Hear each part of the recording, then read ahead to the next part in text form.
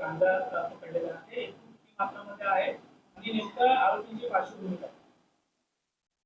गुन्हे शाखा घटक 2 चे पोलीस निरीक्षक श्री सोनवणे, एपीआय केदार आणि एपीआय माळी आणि त्यांच्या टीमला गोपनीय माहिती मिळाली होती की फैजल अन्सारी हा भिवंडीमध्ये गांजा विक्री करण्यासाठी येणार आहे. त्या अनुषंगानं एसीपी शेखर बागडे यांच्या मार्गदर्शनामध्ये घटक 2 चे अधिकारी श्री सोनवणे आणि त्यांच्या टीमनं सापळा कारवाई आयोजित केली.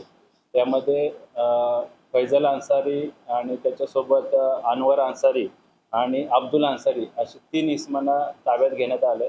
त्यामध्ये अनवर अन्सारी याच्या घरामधून आणि ताब्यात घेतलेल्या 2 इतर संशयित इसमांकडून एकूण जवळपास 74 किलोचा गांजा अंमली पदार्थ हस्तगत करण्यात आला, जप्त करण्यात आला. त्याची अंदाजे किंमत 37 लाख रुपये आहे. त्या अनुषंगानं भुईवाडा पोलीस स्टेशन येथे गुन्हा दाखल करण्यात आला असून सदरच्या आरोपींना मान्य न्यायालयामध्ये आज हजर करण्यात येणार आहे.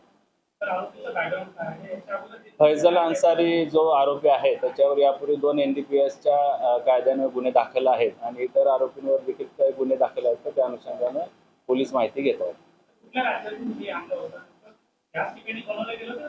प्राथमिक चौकशीमध्ये फैजल या आरोपीनं सदरचा गांजा हा ओरिसा राज्यातून आणल्याची प्राथमिक माहिती मिळाली.